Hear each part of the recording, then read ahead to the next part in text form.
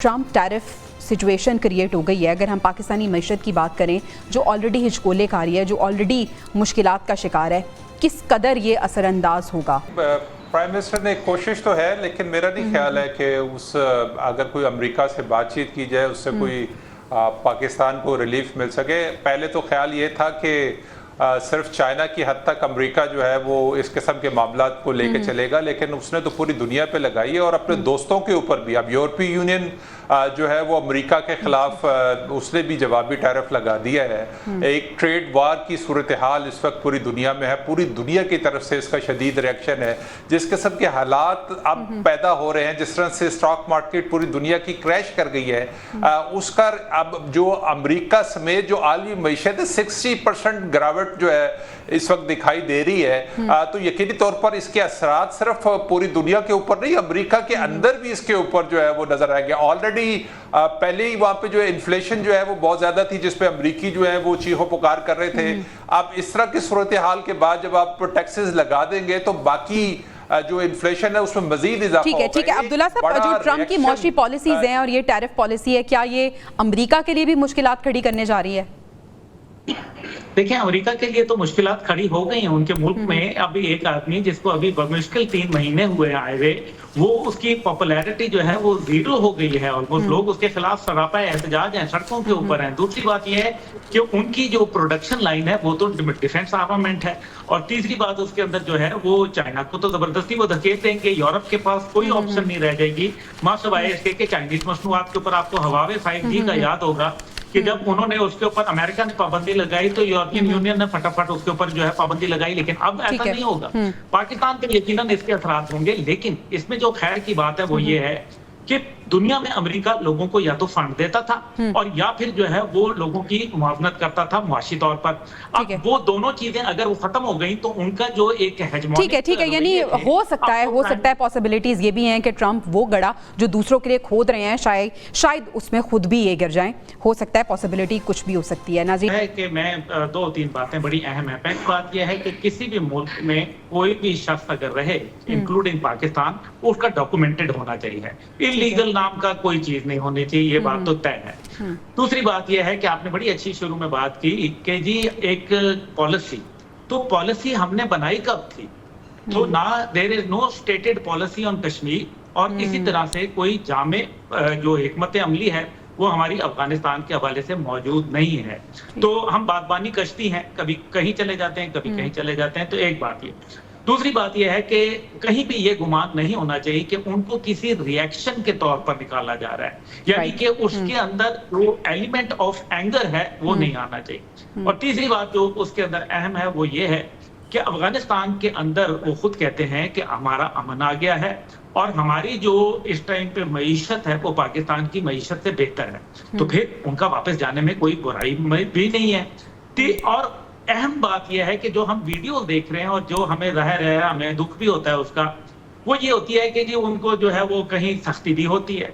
लेकिन अगर एक डेडलाइन दे दी है, एक हतमी तारीख दे दी है, आपने उसके बाद उसके अंदर तौसी कर दी, फिर मजीद तौसी होती चली गई, 1.5 साल का अरसा गुजर गया, आप फिर भी नहीं मान रहे, फिर जिस दिन पुलिस आएगी वो तो रिएक्ट करेगी। तो जब बार बार कहने पे अगर फिर वो मंजरनामे जो होते हैं वो हमें सोशल मीडिया पे गर्दिश करते नजर आते हैं और हमें दुख भी जो है पहुंचाते हैं। लेकिन उसके पीछे जो 1.5-2 साल की वार्निंग्स हैं उसको हम बिल्कुल जो है ना वो सरफे नजर कर देते हैं। दूसरा इसके अंदर जो अफगानिस्तान के हवाले से बात यह है कि अफगानिस्तान ही नहीं बल्कि इसके अंदर रोहिंग्या के लोग भी पाकिस्तान में मौजूद हैं, बंगाल के लोग भी मौजूद हैं, इसके अंदर अरब और अफ्रीकी मुमालिक के भी लोग शामिल हैं, उनके लिए भी यही policy it should be for everyone. ठीक है, इस चंक को कंक्लूड करते हैं। आदिल साहब, शॉर्ट आंसर आपसे जानना चाहूंगी। अब जो अफगानिस्तान के साथ हमारे मामलात चल रहे हैं, दहशतगर्दी की भी सूरत हाल है, हम देख रहे हैं अब बुरी हुकूमत के साथ हमारे मामलात भी कुछ खिंचाव का शिकार नज़र आ रहे हैं। ऐसे में इस पॉलिसी पे, या आप कह दें कि जो पॉलिसी हमने फिर भी जो सो कॉल्ड हमने बना दी है, इसको जो इम्प्लीमेंट किया जा रहा है, क्या इसका रिएक्शन मिलेगा हमें?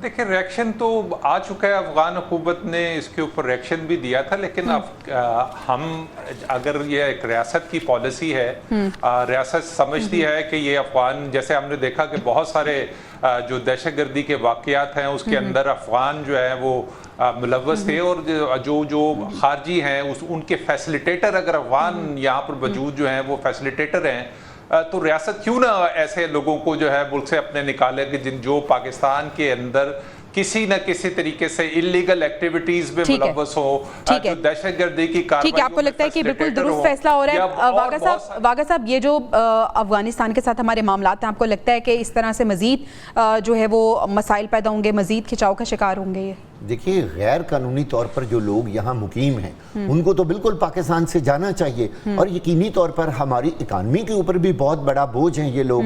लेकिन मैं बार बार यही बात की निशानदेही कर रहा हूँ कि आप किस तरह उनको गैर कानूनी कहेंगे जब आप उनको सारी चीज़ें, सारे हकूक दे चुके हैं अपने मुल्क का। आपने ID कार्ड दे दिया, आपने पासपोर्ट दे दिया, आपने यहाँ लोगों की शादियाँ करा दी, उनको उन्होंने प्रॉपर्टियाँ खरीद ली। भाई वो कहाँ जाएंगे आप? किस तरह आप उनको? अच्छा मुझे ये बताइए, जो ये टीमें काम करनी, आप किस तरह ढूंढेंगे?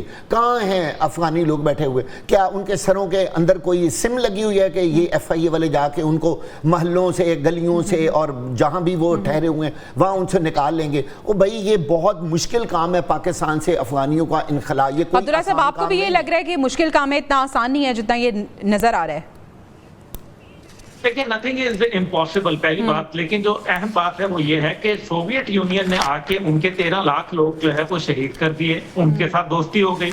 अमेरिका ने आके अपने इत्तेहादियों के साथ उनका ईंट से ईंट बजा दी, लाखों लोग शहीद हो गए, उनके साथ दोस्ती हो गई। लेकिन पाकिस्तान ने क्या जुर्म किए हैं?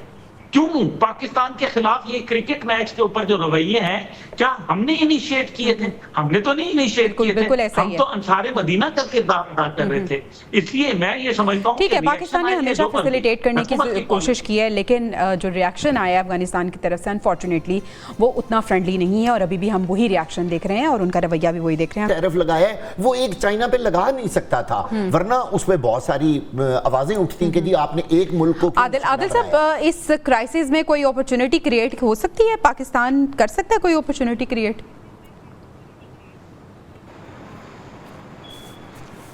देखिए, प्राइम मिनिस्टर ने कोशिश तो है, लेकिन मेरा नहीं ख्याल है कि अगर कोई अमेरिका से बातचीत की जाए उससे कोई पाकिस्तान को रिलीफ मिल सके। पहले तो ख्याल ये था कि सिर्फ चाइना की हद तक अमेरिका जो है वो इस किस्म के मामलात को लेके चलेगा, लेकिन उसने तो पूरी दुनिया पे लगाई है और अपने दोस्तों के ऊपर भी। अब यूरोपीय यूनियन जो है वो अमेरिका के खिलाफ उसने भी जवाबी टैरिफ लगा दिया है। एक ट्रेड वार की सूरत हाल इस वक्त पूरी दुनिया में है, पूरी दुनिया की तरफ से इसका शदीद रिएक्शन है।